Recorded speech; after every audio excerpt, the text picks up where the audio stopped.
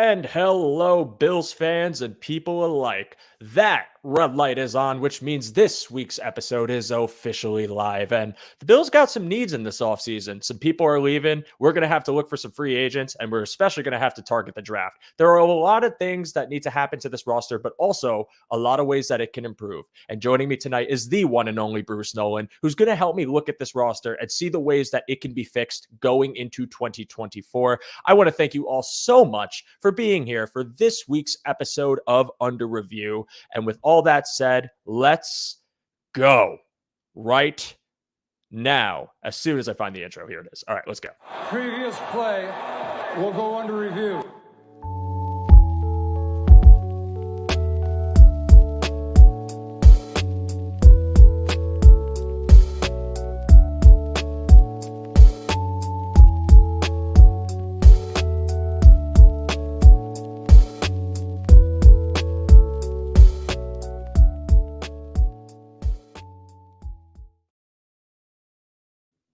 And once again, everybody, thank you so much for being here for tonight's episode of Under Review. If you could do me a favor and drop a like as you get in or get out of this YouTube stream, it would be greatly appreciated. And as I mentioned just a brief moment ago, my guest tonight, the one and only friend of the show, Bruce Nolan. How are you doing this evening? My dude, it is a party all the time. It is a disco balls and dancers. It is a beautiful Tuesday evening on the interwebs, with all sorts of incredibly reasonable and not at all aggressive discourse happening around the Buffalo Bills' recent coaching staff maneuvers. And I mean, it's just, kumbaya and s'mores and dancing around the bonfire and the whole thing, man. Peace, love, the whole thing. We're all hippies out here in Bills Mafia. Our fan base is really just like so peaceful all the time. There's never any hostility. There's never any name calling. There's never any toxicity. We are always fully united at all times. And it's really a beautiful thing when you think about it. And I also want to just Bill's Blitzkrieg with this really funny banger of a comment to start the show off. Bruce prefers if you introduce him by full name, address, and last four. Yeah, I'm going to go out on a limb and say that's not correct. But well thought out. But Bruce, thank you for being here. I appreciate your time. This is going to be a really fun discussion. Obviously, when we go over the state of this roster, there are a ton of needs that need to be addressed and personal ways that I think that we could actually fix it. But before we get into looking at this roster as a whole and thinking of the plan we could have, we got to talk about the news that happened both this weekend and today. And that is the Buffalo Bills offensive and defensive coordinator positions being filled with Joe Brady and Mr. Bobby Babich. So Bruce, I'll turn it over to you and just ask what you think about both of these moves and how you think it benefits the Bills going into 2024. I think that let's start with Babich. One of the big pushbacks on the hire of Bobby Babich was from people who wanted to see wholesale changes to the defense because of the way they had performed in their playoff exits. First off, I absolutely love the fact that the thing we use to describe the defense is not a larger sample size. It is by definition a smaller sample size. So what we do is we only take the playoff exits. Newsflash: in games where the Bills performed more poorly, they were more likely to lose.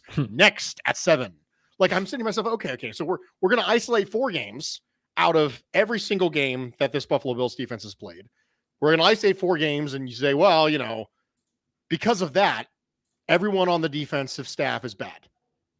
So Bobby Babich can't possibly be a good coach. He can't possibly be a good coach because the defense as a whole underperformed in these specific small sample size circumstances.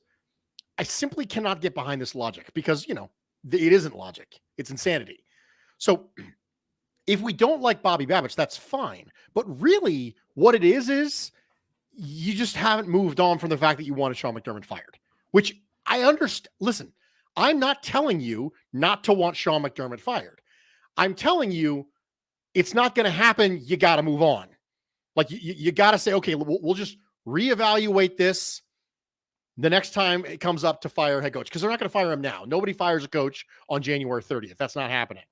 But because you wanted him to fire Sean McDermott and you didn't get it, now you're lashing out at every single move because there's really nothing that they could have done that would have made you happy at that point. Because if the Buffalo Bills didn't make Bobby Babbage defensive coordinator, somebody was going to.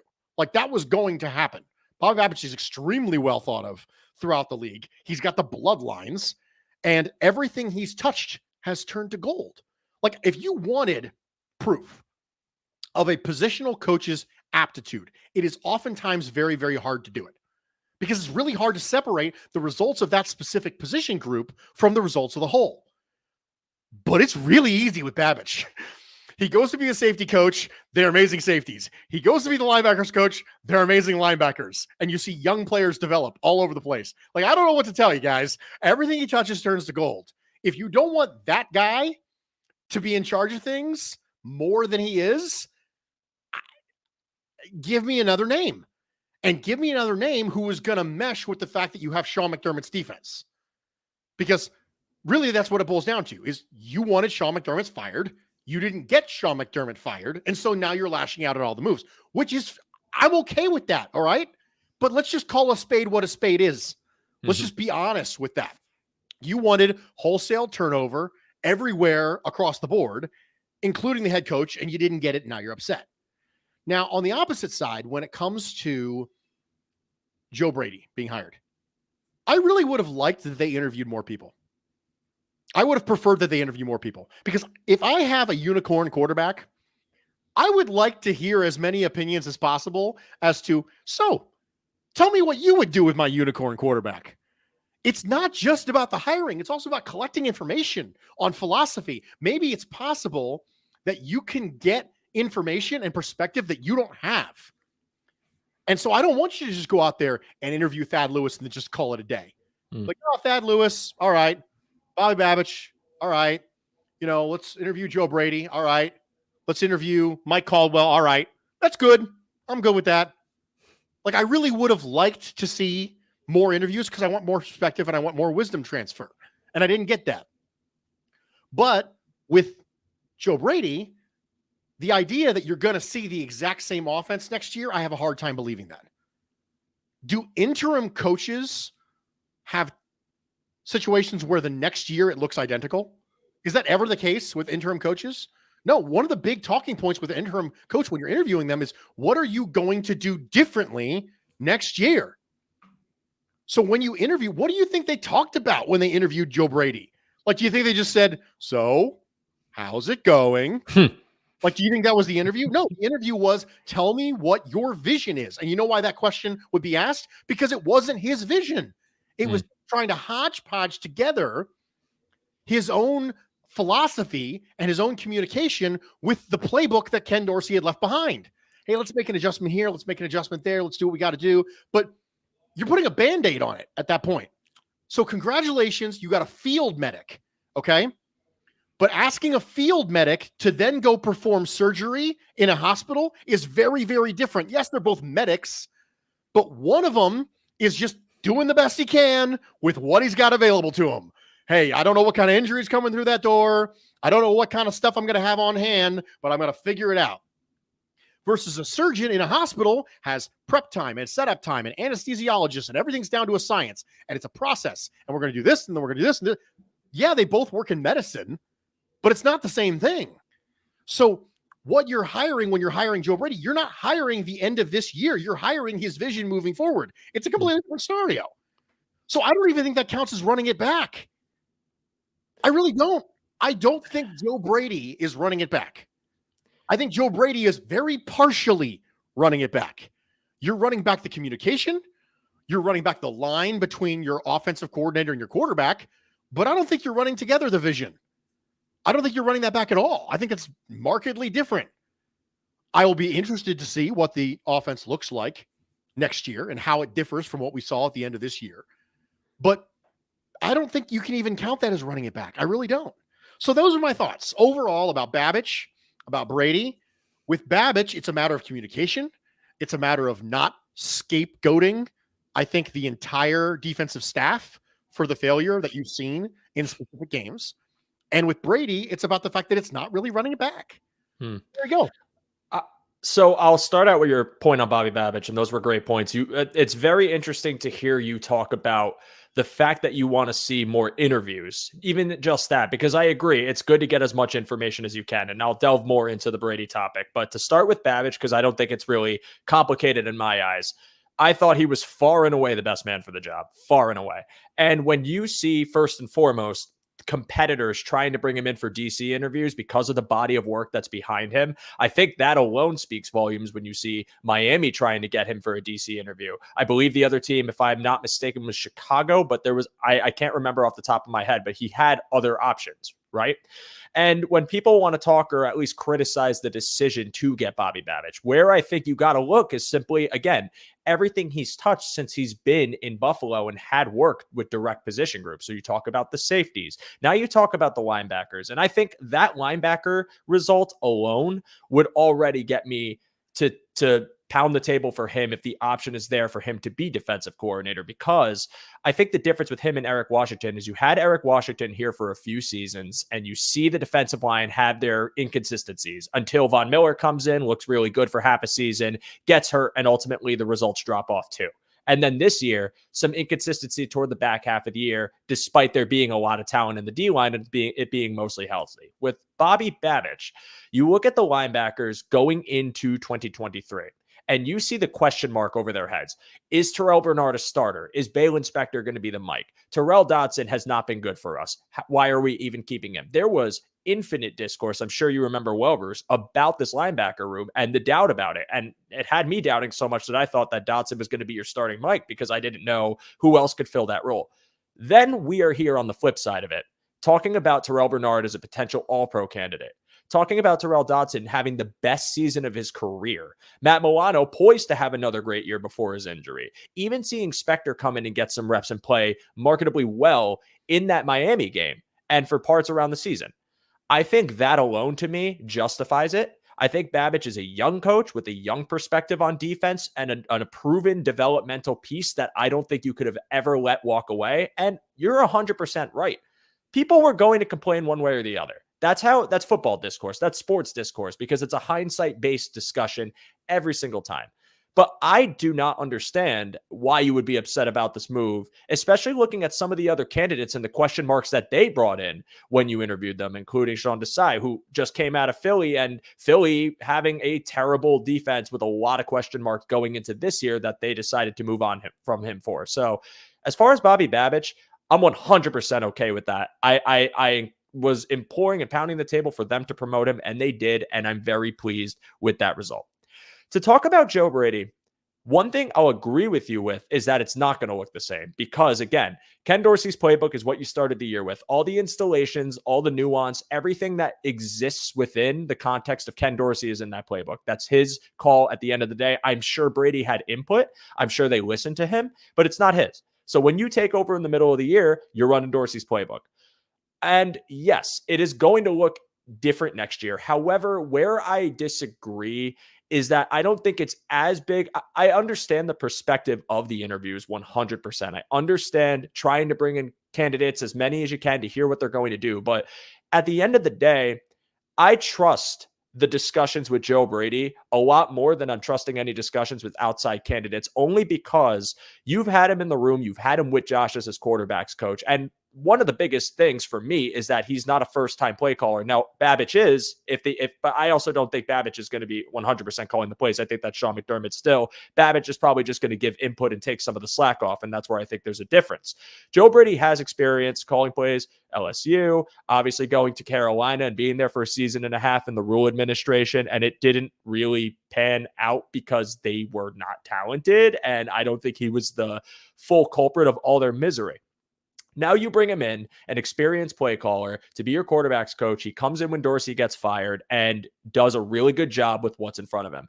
I think taking that aspect of it, having him be interviewed, hearing his vision, but also the fact that there are relationships built upon with him, Josh Allen, every member of this offense, your receiving core, the coaches, it doesn't concern me as much because I don't think we're bringing in or promoting a Ken Dorsey who hadn't called plays prior to being here in Buffalo, but rather just working quarterback coach and hoping he could do the job because Josh likes him. This to me feels like there's a lot more structure, a lot more evidence that he can lead it right.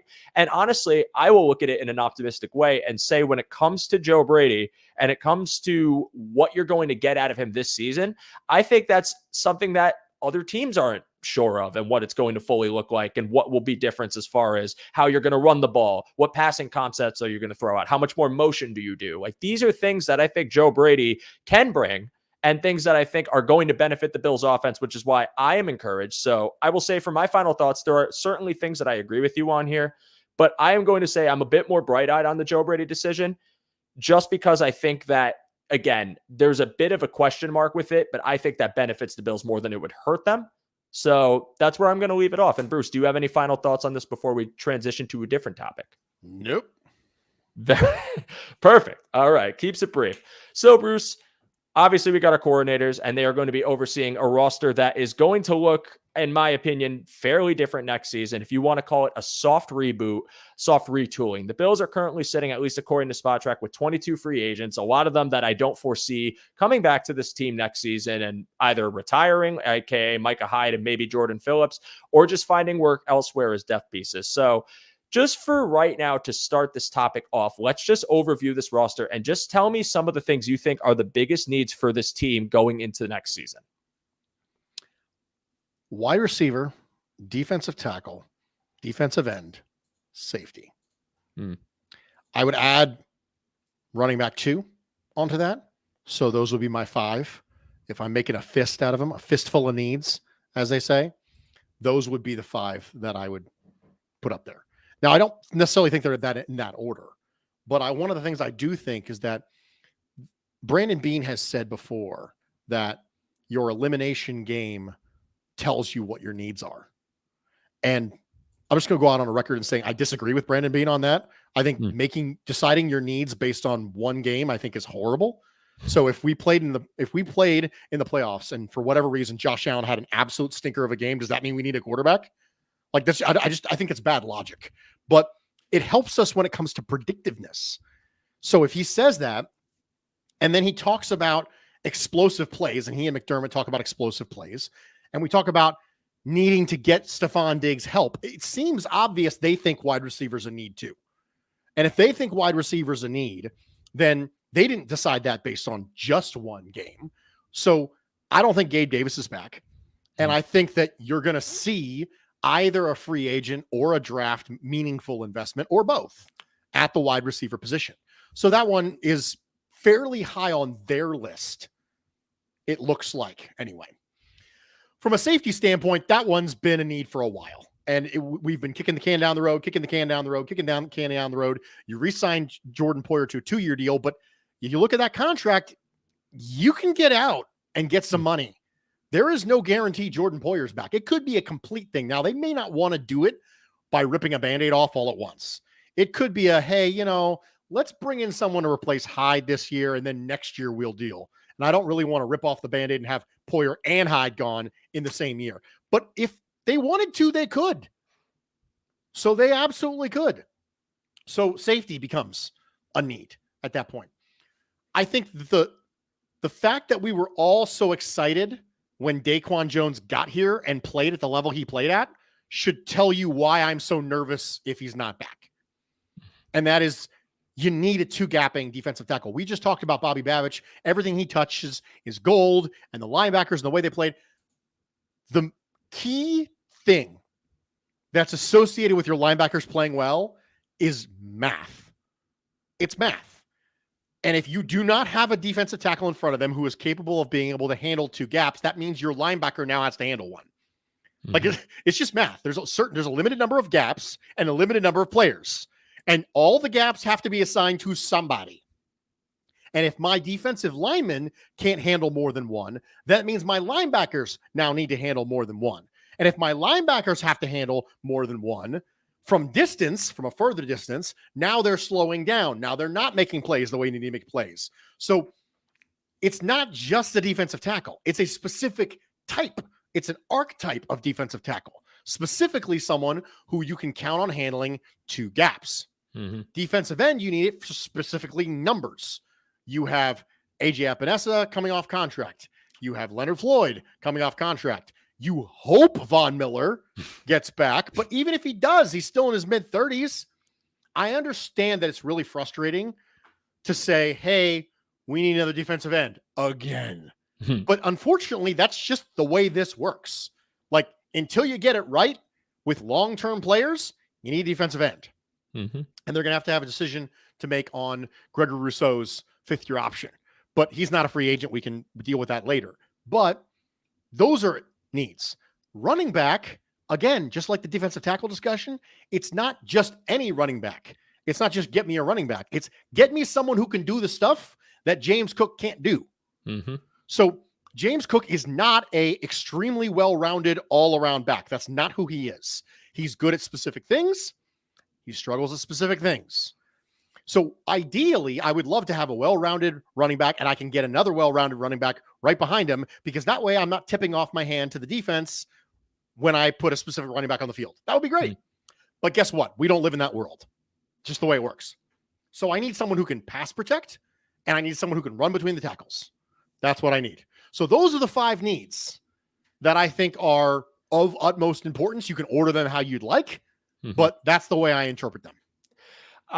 So I agree. I think my order right now, I'm so torn on it, but I think wide receiver is their first need. I think defensive tackle is need number 2. I think safety is need number 3. And then I'll go edge, and then I'll go probably running back, like you said. So because the running back discourse doesn't have to be long, you basically need someone to fill in for what Latavius Murray did, because Latavius Murray's getting older. I don't think you're going to bring him back. And honestly, when you look at this free agent class, there's a couple of guys that I think would fill in that role very nicely. And I'm just going to spoil one of them. It's Zeke Elliott, who I don't think is going to get insane amounts of money, and I think played extremely well as a second back in New England. But because their offense was so bad, the value is there for you to take him and add that pass blocking element, as well as a bruiser back who won't get as many carries. Sorry, I just wanted to say that because I'm going to be a Zeke Elliott stan this entire offseason, and people need to be ready for that. But I think wide receiver is a big need. And while I do agree to some extent that you can't base it off of one game, I don't think when we're talking about the construction of the Bills wide receiver room and some of their deficiencies this past year, I don't think it's outlandish to say that they really need a retooling there. And I think part of that reasoning is, one, this was a wide receiver room that by all metrics struggled against man coverage. And the team that I think you need to be able to overcome, and I'm sure everyone can agree with this, is Kansas City, who is one of the best man coverage units in the league. You are not a good matchup for your biggest arch nemesis currently. And I think that they have gotten into trouble by being a very finesse receiving core. And don't get me wrong, I don't think it's a lack of attempting. I don't think it's Gabe Davis not trying to, get a first down and power through. I don't think it's Steph Diggs being afraid of contact. I'm not saying these guys are soft. I just think that's something they've conventionally struggled with. And the other reasoning is explosive plays. And when I think about explosive plays and the makeup of this Bills offense, I think part of it is they were willing to take their shots when they earned them versus force feeding things down the field consistently like they did 2 years ago now with Ken Dorsey.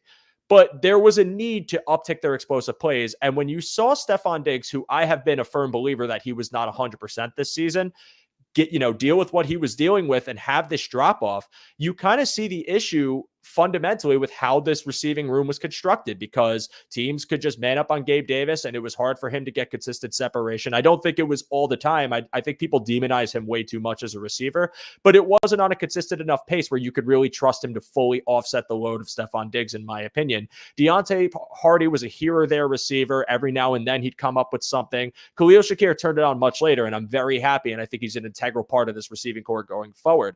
But when you talk about Gabe Davis being lost, because I think he's going elsewhere, Trent Sherfield leaving, the potential removal of Deontay Hardy as well, I think you have to spearhead wide receiver and retool the room. And I think adding a level of physicality in how you go about it, not every single signing or not every single draft pick, but at least some of them, is how I think you could see an improvement on this receiving core and ultimately make these investments into your offense that you need. But I firmly agree as far as defensive tackle and safety. I mean, defensive tackle, I want Daquan Jones back, and I still want them to draft a few, mainly for the reason that Daquan Jones, despite the injury, was playing debatably the best ball of his career before it. And I think his presence is huge, especially if you're talking about drafting a young defensive tackle to fill in his shoes when he retires, and the developmental curve that most DTs face in the draft. I think that is massive to carry his presence in the room. So he's a no-brainer for me as far as if you can get the cap right and have the space to bring him back. I say safety. Jordan Poyer, I don't think is going anywhere. I think he stays here for one more season. I think they make an effort to bring Taylor Rapp back as well, but still draft a safety for the same reasons of having the communication established at the pro level with Jordan Poyer and Taylor Rapp, who know the playbook, work with McDermott, but also talk about the opportunity to continue to run dime effectively if you get one of these young, hungry safeties in this draft who's very physical, and you could offset some of the burden on Jordan Poyer if you wanted to put him in that dime backer role, more often than not, if you decide to run it. And as far as edge goes, yeah, I mean, we're on the same boat there. Right now, you got Von Miller, who you're hoping comes back, Gregory Rousseau, who I think is very good, but seems to have a nagging injury each season that hampers his play, and Kingsley Jonathan. So it obviously needs more bodies added. And unfortunately, I don't think you're finding any premier talent as far as free agency besides maybe re-signing AJ Epineza. So that's another need as well. And I mean, there's little here or there things like depth at cornerback, depth at running back, another tight end, maybe another tackle if you can't retain David Edwards. But I think those are the biggest needs. So I am in alignment with you on those positions. I just think for wide receiver, it's something that I think is a massive need. And when you're talking about Josh Allen, thank you for reminding me, was it Riemann Sums in our chat? Forgot about Eli Anku. So thank you for that. But that's really what I see. I don't think it's a situation where you have the luxury of getting premier talent in free agency, but honestly, I see a path for them to actually improve. And I want to kind of segue into this for this topic, Bruce, because obviously there's got to be a plan. We know Brandon Beane's got one. So I'm just going to ask you ideas that you see with this roster, things that you can think of that can automatically be an improvement or at least a path to take to getting it better for next season.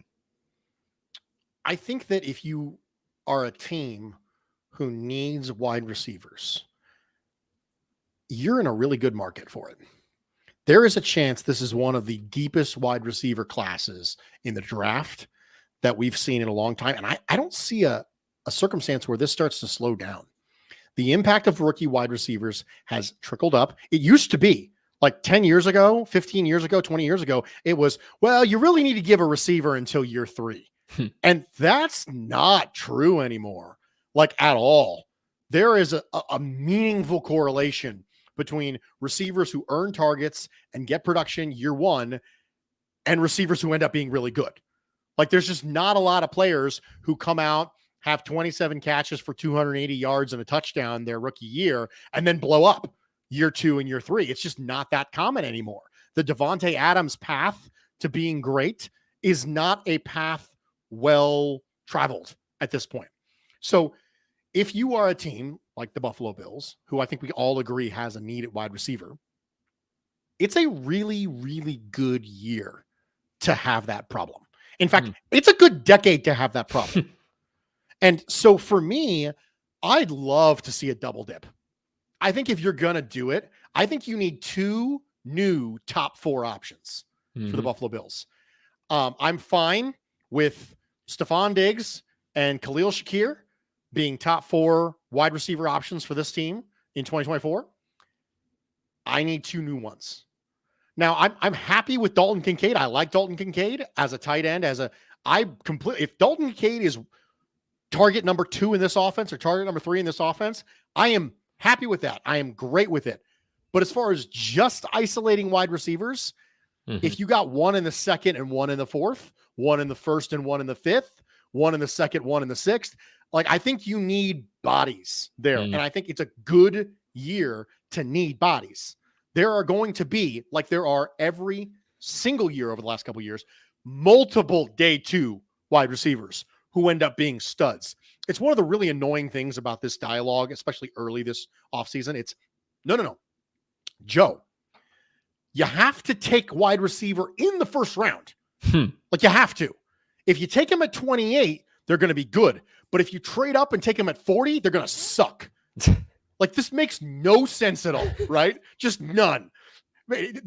Your biggest need has to be your first pick. Like, look at the track record. There are tons of really, really good wide receivers who were taken on day two. Day two has been like sweet spot in the last 5 to 7 years for wide receivers. Why would we be angry if you took like a defensive tackle and then a wide receiver and then a wide receiver, or a safety and then a wide receiver and then a defensive tackle and another wide receiver? Like, we are really way too boxed in with the idea that there's only this one path to happiness. Like, you're going to be so miserable if like it has to be this one player at this one pick before you to be happy. So that's my strategy. I would much rather have them go to the draft than sign big money free agents when it comes to wide receiver, because number one, you don't have the money.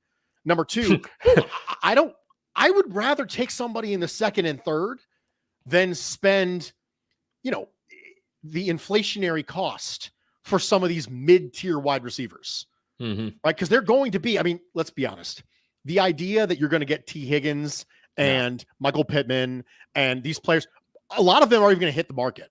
Every single year we go, ooh, they're coming. And then tag day comes around and all of a sudden there's nothing left on the shelves anymore. It's like a Midwestern grocery store before a storm. It's like you walk out there and there's nobody here. There's a snowstorm and they're all gone, right? Where's all the bread? All the bottled water's gone. The toilet paper's gone. Who is stocking up on toilet paper before a storm? How does that happen? Why is that always the case? I beg you, as a quick aside, to tell me, Joe, why is toilet paper off the shelves before a major blizzard? Are we worried we're going to be pooping more in the snow? Is that the problem? Listen, people get bored. Maybe their bowels get bored too and just need some action. I don't know. I'm personally encouraging people to start buying more bidets, but that's a whole separate conversation. Anyways. So for me, that's my preferred method of tackling the problem, because you have the assets to do it, you have a track record, and you have a great class. So for me, if you want to tackle the wide receiver thing, I want to get younger.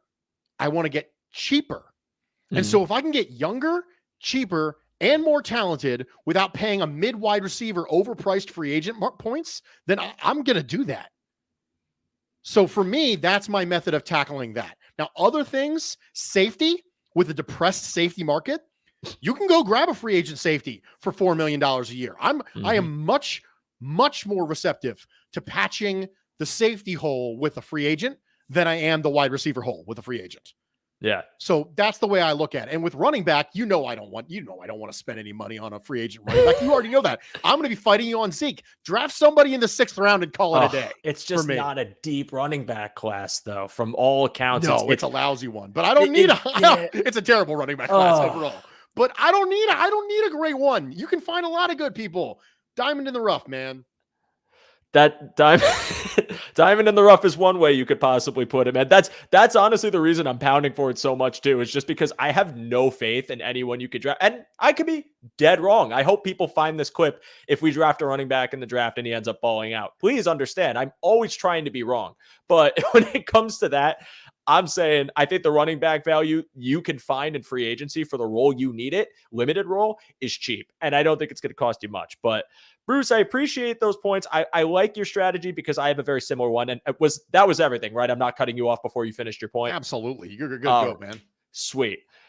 I firmly agree this team's got to get younger. I think most people are going to say that. You have 10 picks in this upcoming draft. It says 9 right now, but they're most likely getting the compensatory third to make it 10.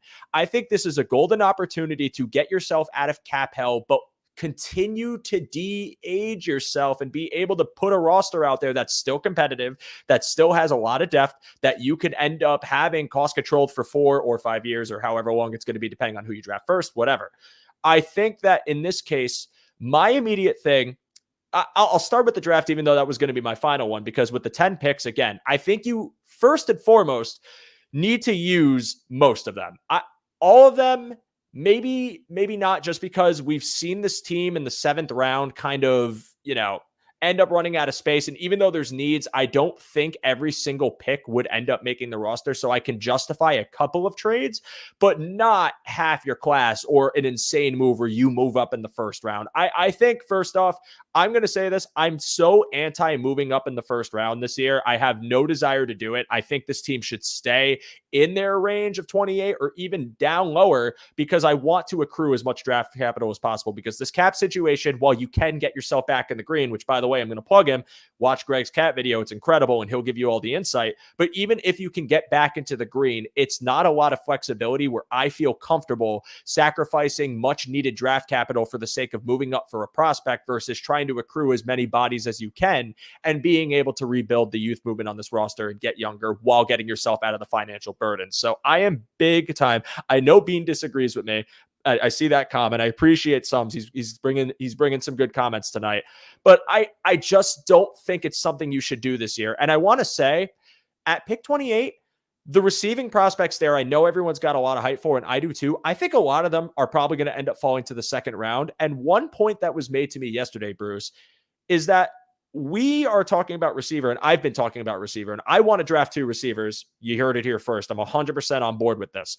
But what would you rather do at pick 28? Take the 5th, 6th best receiver, or take the 1st or 2nd safety prospect, or take the 1st or 2nd defensive tackle, or even take the 1st edge or the 1st center prospect at that point? Are you passing up on the most touted, or at least one of the top 3 most touted prospects at a different position to shoehorn a receiver that might not be of first round value or of someone that you think is going to be, truly elite in this league and not just a complimentary piece? I don't want to do that.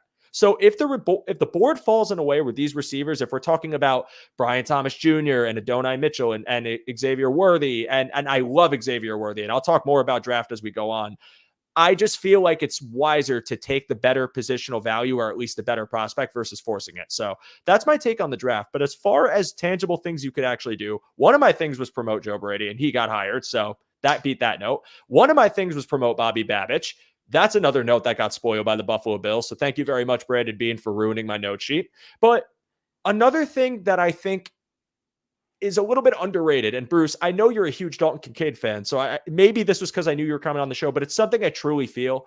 I want there to be a stern commitment to Dalton Kincaid as the tight end 1. And I'm not saying they haven't started leaning on him, but I want him to be featured in this offense the way you were seeing in the second half of this year. You were talking about him potentially being the target number 3, whatever it may be. I want him to be the target number 2. I think that you took him in the first round last year for a reason. You saw his upside. You saw the skill set he brings, what he could do from the middle of the field. And I think you were starting to see that game blossom.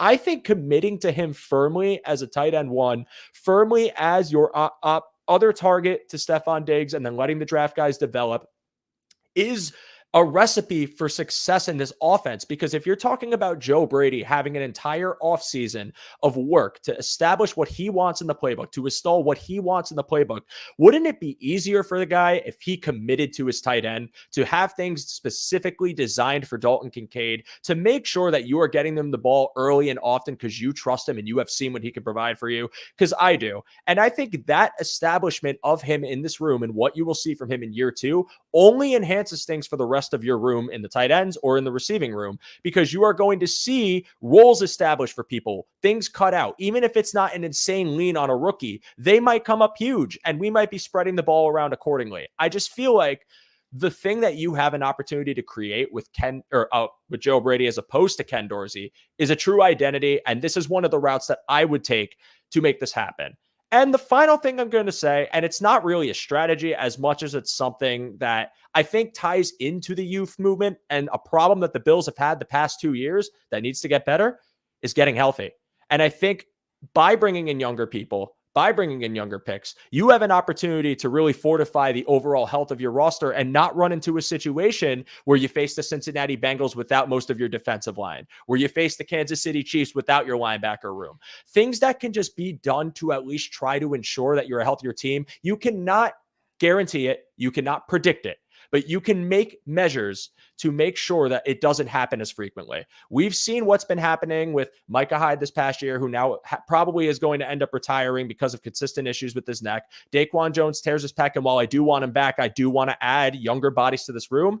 I think that is one of the most important things, and something that I think, while you can't control it fully, you can make a concerted effort to. So those are my thoughts on it. Bruce, do you have any other thoughts or anything that you think you may have missed, or anything that you hated I said and want to check me for here live on the air? So many thoughts. I have all the thoughts, in fact, all the thoughts. So first off, you said something that I think is a really popular talking point, and I have something that I want to put in the ear of Bills Mafia, because it's a really common draft talking point. And someone actually brought up a similar point. JG7785 in the comment section brought this up. And you said, would you rather take the second best safety or the fifth best wide receiver? My question in response to that is, I don't really care, but tell me who's better on the vertical board. So this is really important. So you have a vertical board and a horizontal board. The horizontal board is focused on team needs, and then your vertical board is total grade, right? So if I have the fifth best wide receiver and he has a grade of 82, and I have the second best safety and he has a grade of 74, then yes, take the fifth best receiver. That's the answer.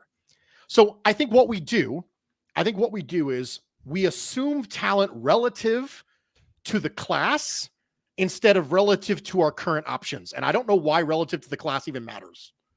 So yeah, he's the fifth best safety. Well, it doesn't matter. You didn't have the option to get the third best safety, because now you have the option of the fifth best safety or the, eighth best wide receiver. It doesn't matter if he's the fifth best safety or the eighth best wide receiver. It's about what your options are at that moment. So whoever has the higher grade on your vertical board, take that player. Take the player as long as they fill some semblance of a need. Take them at that point. But that stuff happens all the time. Would you rather take, this happened with the running back discussion all the time. Would you rather take the fifth best receiver or the first best running back? Well, the answer is whichever one has the higher grade. I don't care that he's the fifth best wide receiver. That doesn't matter to me. I didn't have the option of taking the top four guys. So JG7785 says it depends. Who's the better player? Is the fifth wide receiver a better player? Or is the best safety the better player? And that's the answer. You take the better player. I don't care at all how good they are relative to the rest of their class. I just care how good they are relative to my options at that moment. So that, I think, is something that's important to note, because it's a very, very common talking point around draft season. And quite frankly, I think it's a scenario where it's like, I don't know if I really care. I just don't. I think we frame it in our head wrong, because we assume that the fifth best safety is a lesser player than the second best receiver, right? But that might not necessarily be the case. It just might be an amazing safety class. So for me, whoever's higher on the vertical board, Ozzie Newsome, who built all those great Ravens teams, he just flat out said, it's the player with the highest grade on the vertical board. That's what I'm going to do. Just whoever I think is the better player, I'm going to take. Quick side note, Heather, I saw your comment. You clearly listened to the musical episode of the Bruce Exclusive, so thank you for that. So that's my spiel with when it comes to best player available and fifth best this versus second best this. I think that matters a lot. So that's my all the thoughts that I had. The all the thoughts. I think it's a common talking point. I think people who are listening to the show right now are going to hear that a lot this draft season. And I think it's something we should probably talk about. It's perfectly fair to say that. I think I view it, because maybe it's just how I'm viewing the class right now. I think there's a lot of discourse about what you want in this draft based on like what you've seen in the last couple of games, because you talked about the 1 game sample size. And I have been a firm believer that wide receiver is a big need. I want 2 of them. I think it's just more so, I understand best player available, but again, it's also, I don't want to just take a receiver for the sake of taking one if I feel that the player that is still on the board is better. And that's why I'm seeing these comments. It's the comments I'm seeing all over about, well, we need a receiver no matter what. I'm going to be so pissed if they take a safety. I'm going to be so pissed if they take a defensive tackle or an edge. Like, take it if it's better. Like if Murphy from, where is he from? From Please remind me. I'm blanking on his school. The defensive tackle, the really high Texas. Thank you. If he is there and your best receiver on the board is AD Mitchell or Brian Thomas Jr., I'm taking that tackle. Like these are the things that I think we got to look at is Brandon Beane is not trying to sabotage the Buffalo Bills. And if Brandon Beane decides that an edge player has the most value for the team right now versus the receiver still on the board because he feels that they'll either still be there or the drop off in grade of wide receiver 2 that you're probably getting because it's going to be a 2 to start is not that far off from a guy you can get in the 3rd round, like a Malachi Corley or a Tez Walker or one of these guys, then I'm not shoehorning that player just because we need that player. And I would be kind of upset if they did that. Like the way I looked at last year was we needed a receiver then. I thought we still needed someone for depth. I was hoping we could draft somebody while we knew it was Gabe's final year. And then if Gabe walks, then you have that guy. We couldn't do it because the board didn't fall our way and we tried trading up. It didn't work out. If it worked out, we probably would have had a Jordan Addison right now, or hopefully not a Quentin Johnston. But now, but Dalton Kincaid ends Quentin up Johnston getting shade, just catching strays on the Cover One show. Well, he can catch strays, but he can't catch a lot of other things.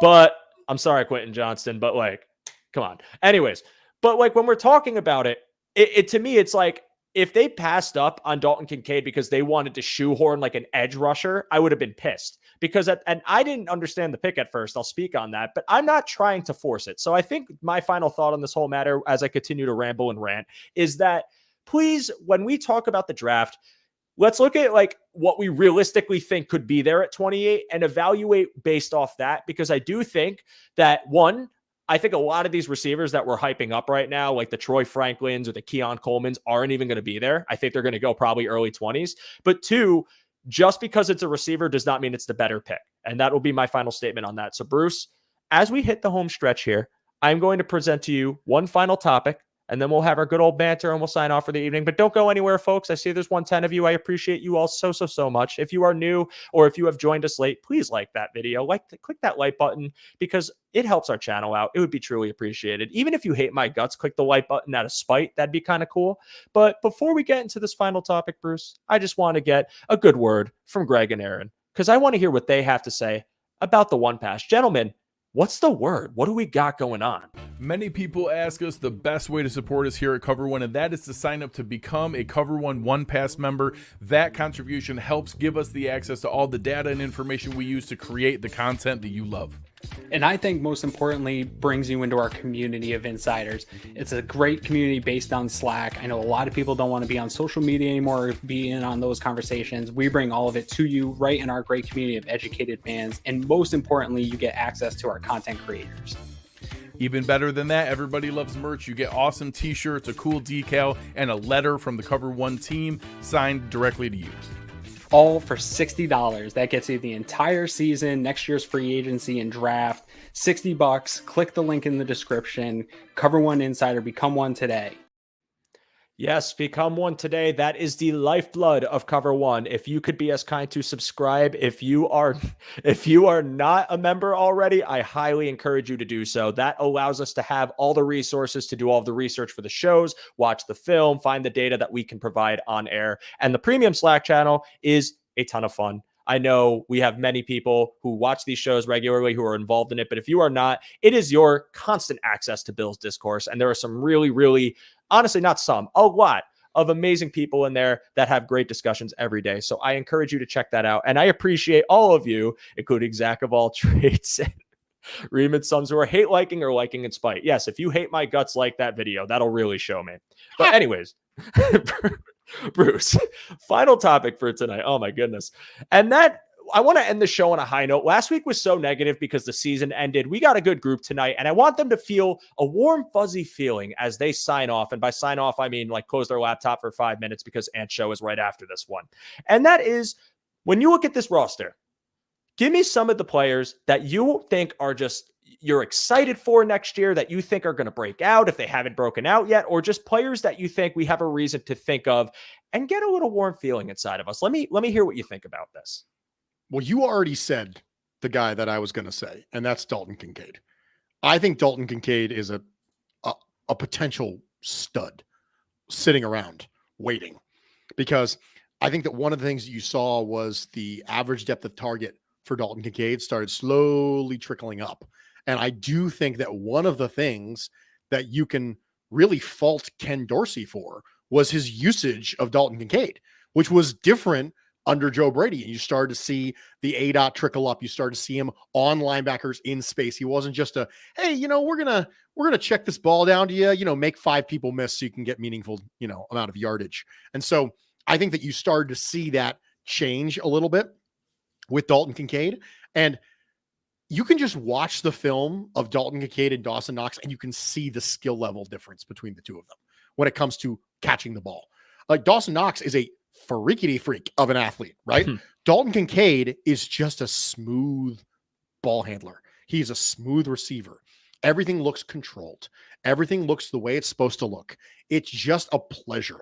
People who are fantasy people gave Dalton Kincaid like, yeah, okay, thumbs up. All right. Yeah. Hey, good job. People who are film people drooled over Dalton Kincaid, right? Eric and I both have had meaningful conversations about Dalton Kincaid and how incredibly fun it is to watch him operate. And so I am very excited about the potential expansion of Dalton Kincaid. And for anyone who's been following me on social media, obviously Zach of all trades has been doing it. I have a terminology that I use, and that's absurd, right? Dalton Kincaid is absurd because there's certain things that you just have not seen from a Bills tight end. And I'm not being hyperbolic when I say this, ever. You haven't seen from a Bills tight end ever. And Dalton Kincaid, I fully expect Dalton Kincaid to be the best tight end in Buffalo Bills history. Now, I understand that bar is low. I get that. But it's incredibly impressive. And, I don't think we talk enough about it, but this is becoming a situation of the tight end haves and have-nots in the NFL. If you look at some of the people who made conference championships, it was Mark Andrews, Travis Kelce, George Kittle, and Sam Laporta. There is a correlation between people who had good offenses and people who had good tight ends. And so I would very much like to see Joe Brady lean into it. I was being very conservative when I said, target number 3, maybe target. And you went right at it. You were like, target number 2. And I am all in. Joe has inspired me to be more aggressive with my Dalton Kincaid because I'm a fan. I'm a big fan of Dalton Kincaid.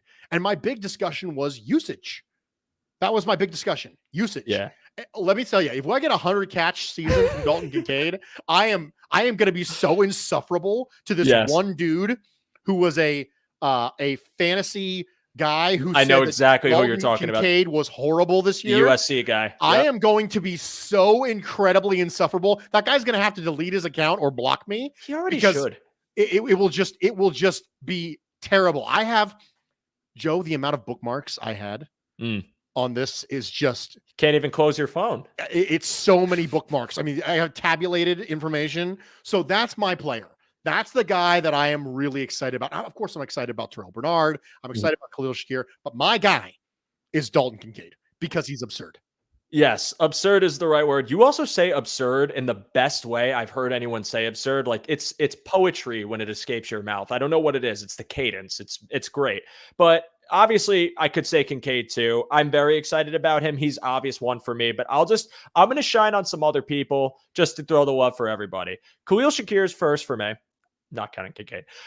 I think he really just proved his worth in this offense, but not in a way where it was like, I guess if you want to call it like gimmicky or like prisoner of the moment style where, yeah, he came up big, but really what's his role? I think there's a role for him, and that's your starting slot wide receiver, specifically receiver, because I know Dalton Kincaid works the middle of the field. I think Khalil Shakir has proven to you that, one, he recognizes really high leverage situations and always tends to make himself available, especially if it's finding soft spots in zone, focusing enough to make a really tight contested catch, just really trying to hammer his physicality home and being able to stay on his feet and run after the catch multiple times this year. And I also think that, again, as he's continued to get more worked into this offense, something that I wanted to see from last year going into this, confidence is brewing, and it's becoming a thing where now you're kind of like sitting and comfortably watching him see himself kind of act comfortable on the field. There's no tension. There's no uncharacteristic mistakes. There's no consistent drops. There's no fumbles. It's playing with a really head held up high demeanor that I wanted to see from Khalil Shakir. And I think that now that you've had this run that you've had with him at the end of this season, next season for him, the sky's the limit. And I think adding in some talent to benefit him is something that I think will enhance his game. Kind of like how I said committing to Kincaid as tight end too will help everybody else out, because I think it was either JG or someone in the chat made a great point about him working the middle of the field and what that could do for your receiving core. I firmly agree with that. So I'm very excited to see the output from Khalil Shakir next season. I think, that pick took some time to really blossom, but I think the flower is starting to open and you're starting to see the beautiful colors that can enhance the garden that is the Buffalo Bills offense. Man, that was corny. Going to the defense, it's Terrell Bernard. And I mean, how could it not be, man? What an expectations exceeded moment for him every single game. It wasn't just one instance of flashing. He was a commander in chief of this front seven. His communication was excellent. His physicality was unmatched. He shot gaps incredibly well. He recognized run. He recognized pass. He was in the spot he needed to be. More often than not, it was him with a game full of integral plays than it was him making mistakes. And it almost felt like there really wasn't a wall for him, or there wasn't any sort of learning curve. It almost felt like you were watching a vet that has been there for 5 seasons and someone that I think at least deserved a Pro Bowl nod, or at least an All-Pro nod to some extent, because of the way he played was genuinely impressive for a first-year starter, second-year player that we had no idea what he was going to be last season. And I personally just really loved what he brought, because the stability you have at this position now, next to Matt Milano, who I'm also incredibly excited for next season, that is a linebacker room that's not only good, it's one of the best in the league. Like, I think statistical output this season, assuming those guys could stay on the field, is going to be best in the league. And I also, now that we've retained Bobby Babich, am excited just for the future of this linebacker room. And that includes the likes of Balin Spector and Dorian Williams, because again, we've seen the development. And even though he might have a bigger role now, his input's still going to be there. He's going to see what these players do on tape. And I think for that reason, I'm super encouraged of the room and even more excited for Terrell Bernard. And my last one, and someone mentioned Spencer Brown in the chat. That's Spin. Spencer Brown had a great year. I'm very pleased with his leap. I'm excited to see him next year. I do think, having Torrance year 2, who's another player you should be pumped about, is really encouraging for the line. The line is stable, guys. We haven't had that in a long time. Everyone knock on wood. I'm going to do it right now. The line is stable. We have an O-line that I think Josh trusts, that is effective in the run game and pass game. So Spencer Brown is a perfectly valid one. My final one is Mr. Rasul Douglas.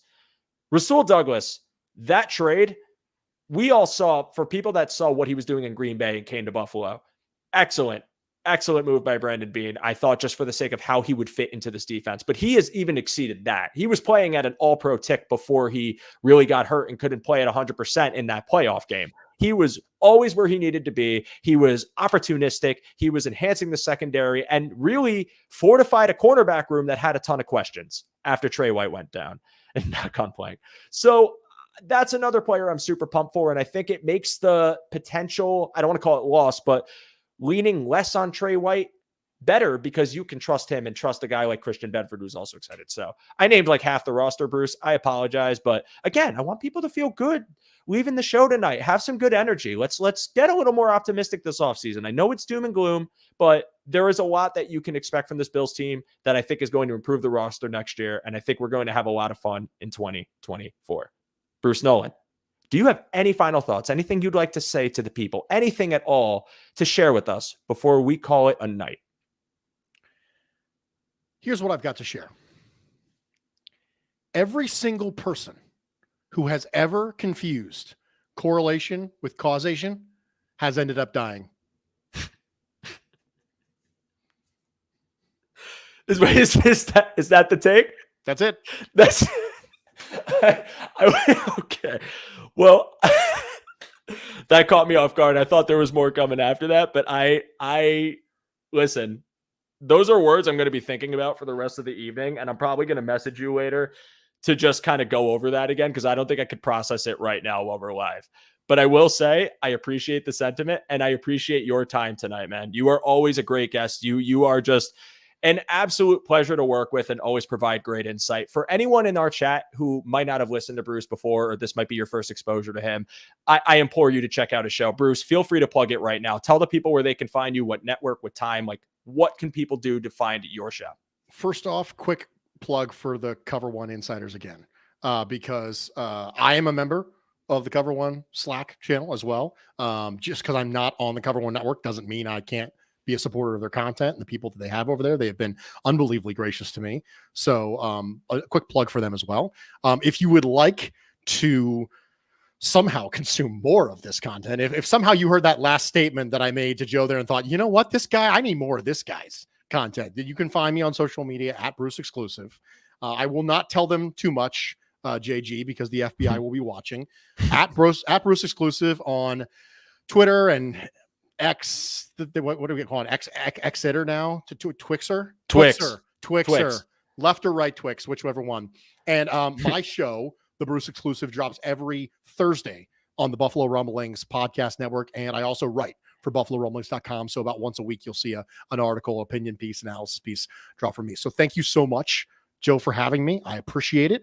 I recorded my show tonight, and then I immediately finished up and started recording this show. So I am out of gas. I am going to go pass out. I appreciate your time, man. And even more so knowing that that's what you did before this. The man's a workhorse, guys, but he is a legend as well.